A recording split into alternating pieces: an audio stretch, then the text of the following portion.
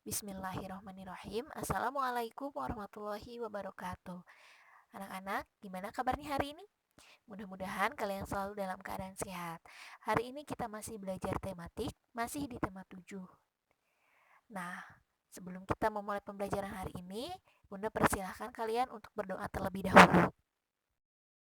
Materi yang akan kita pelajari hari ini yaitu yang pertama, mengamati keunikan rumah adat, kemudian mengenal keragaman rumah adat yang ada di Indonesia, kemudian nanti mengamati keunikan pakaian adat, kemudian nanti kita belajar tentang keragaman pakaian adat yang ada di Indonesia, dan yang terakhir nanti kita akan mengenal alat-alat musik daerah. Gimana, sudah siap belajar? Kita langsung saja ke materi yang pertama, yaitu mengamati keunikan rumah adat. Yang pertama, keunikan rumah adat di Manggarai. Nah, di Manggarai itu rumah adatnya bernama Rumah Baruniang. Nah, keunikan rumah adat Baruniang itu, coba kalian lihat sambil lihat ya gambarnya. Yang pertama, berbentuk kerucut. Ya, bisa dibuktikan dari gambarnya. Itu berbentuk kerucut. Nah, itu yang kedua, atap rumah Baruniang mendominasi, hampir menyentuh tanah. Coba lihat. Jadi lebih luas atapnya dibandingkan dindingnya ya. Lebih besar atapnya dibandingkan dinding rumahnya. Nah, atapnya itu terbuat dari daun lontar. Dan yang ketiga, memiliki 5 tingkat dengan fungsi yang berbeda-beda. Nah, rumah Baruniang ini memiliki 5 tingkat. Dan setiap tingkatannya itu memiliki fungsi yang berbeda-beda. Nih ya, tingkatan pertama atau lantai pertama disebut dengan lutur atau tenda. Nah, disitulah tempat tinggal sang penghuni rumah. Tingkat kedua itu sering disebut dengan lobo. Nah, tingkat kedua ini digunakan untuk menyimpan bahan makanan atau barang.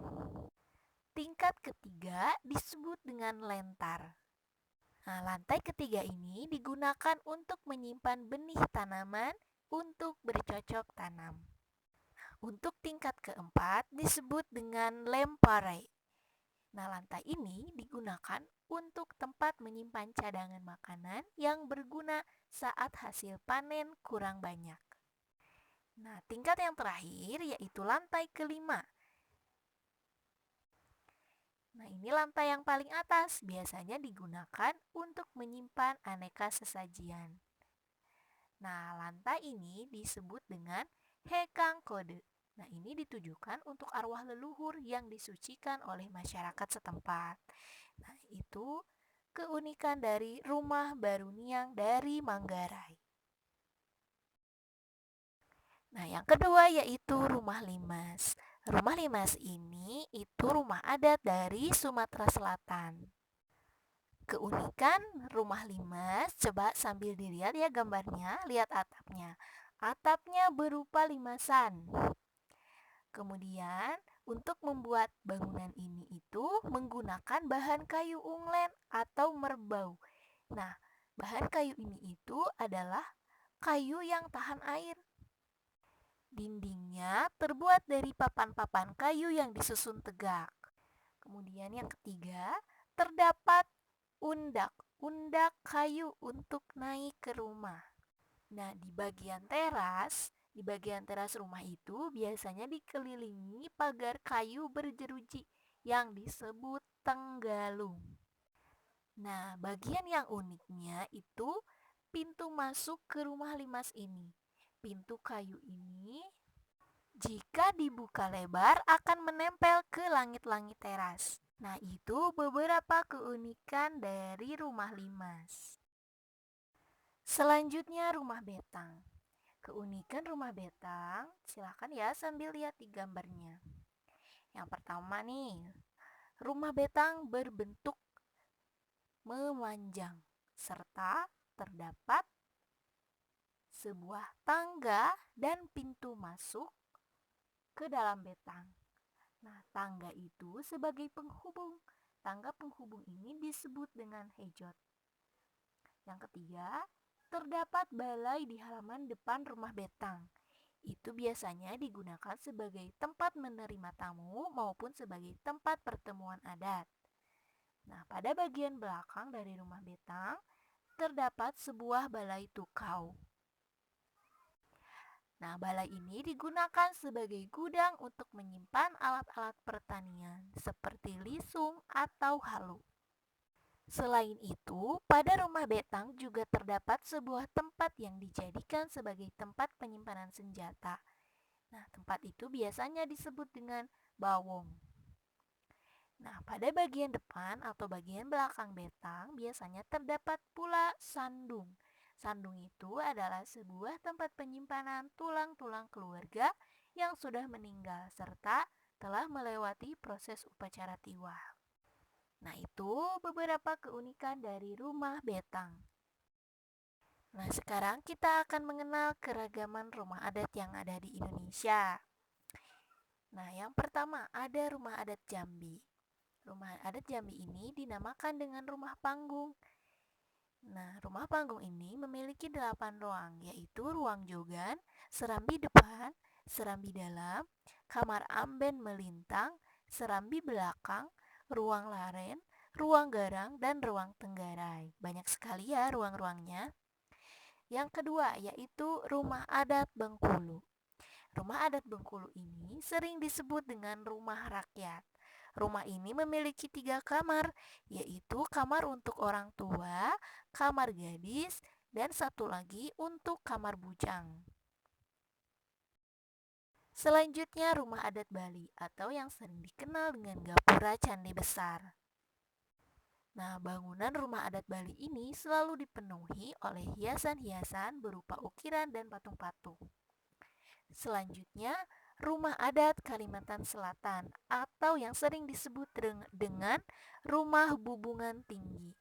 Rumah adat ini memiliki atap yang lancip dengan sudut 45 derajat, berbentuk segi 4 panjang dengan tambahan pada samping kanan kiri bangunan. Selanjutnya, rumah adat DKI Jakarta. Sebenarnya, rumah adat DKI Jakarta memiliki 2 jenis, yaitu ada rumah kebaya dan rumah joglo. Nah, untuk rumah kebaya itu memiliki beberapa atap yang jika dilihat dari samping berlipat-lipat seperti lipatan kebaya. Dindingnya terbuat dari panel-panel yang dapat dibuka-buka dan digeser-geser ke tepi. Nah, kalau misalkan rumah joglo itu memiliki atap seperti rumah joglo Jawa, yaitu atap yang menjulang ke atas dan tumpul. Setiap bangunan rumah memiliki fungsi, yaitu serambi depan untuk menerima tamu laki-laki, sedangkan serambi belakang untuk menerima tamu perempuan. Selanjutnya rumah adat Jawa Barat atau yang sering disebut dengan rumah Kasepuhan Cirebon. Nah, rumah ini terdiri atas pendopo, peringgodani, prabayasa, dan panembahan. Selanjutnya, rumah adat Jawa Tengah. Biasanya disebut dengan rumah joglo. Rumah tradisional masyarakat Jawa Tengah ini memiliki ciri khas yaitu menggunakan blandar bersusun ke atas yang dinamakan blandar tumpang sari. Bangunan joglo ini juga memiliki kerang yang disebut sunduk atau sunduk kili yang berfungsi sebagai penguat bangunan atau penyiku agar tidak berubah posisinya. Bentuk bangunan joglo adalah bujur sangkar. Selanjutnya, keragaman pakaian adat yang ada di Indonesia.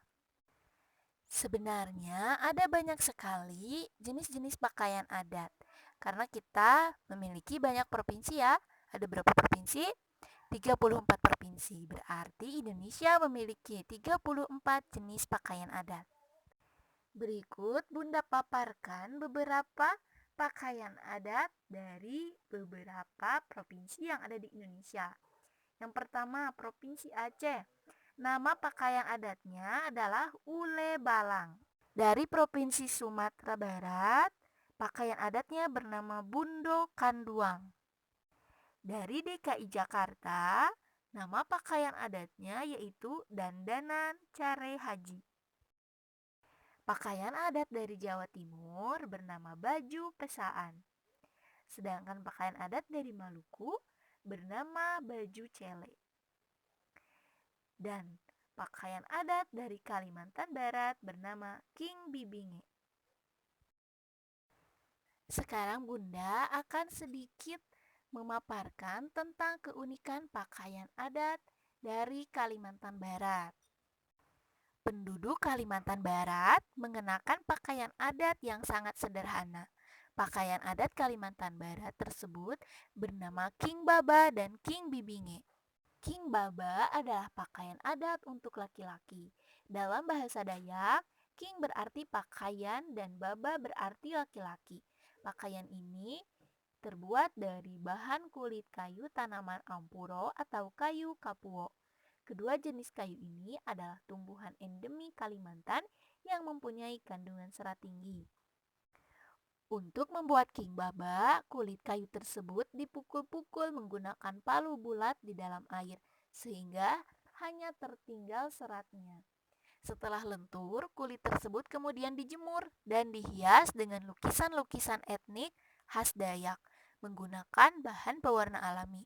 Kulit kayu dibentuk sedemikian rupa sehingga menyerupai rompi tanpa lengan dan sebuah celana panjang. Sebagai hiasan, serat kulit kayu tersebut juga dibuat menjadi semacam ikat kepala.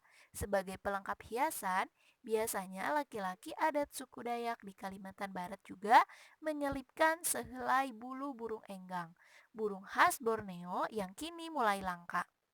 Tak lupa, senjata tradisional berupa mandau dan perisai juga dikenakan, terlebih ketika mereka hendak berperang. Oleh karena itu, tak jarang pakaian adat Kalimantan Barat ini juga dikenal dengan nama pakaian perang. Pakaian adat Kalimantan Barat untuk para perempuan juga dibuat dengan bahan dan cara yang sama. Pakaian adat perempuan disertai dengan perlengkapan antara lain penutup dada, stagen, kain bawahan, serta berbagai pernik lain seperti kalu, manik-manik, dan hiasan bulu burung enggang di kepalanya. Beberapa perhiasan lain yang dikenakan diantaranya jara tangan atau gelang tangan, yaitu gelang yang dibuat dari pintalan akar tanaman tenggang. Nah, itu sedikit dari keunikan baju King Bibinge dari Kalimantan Barat.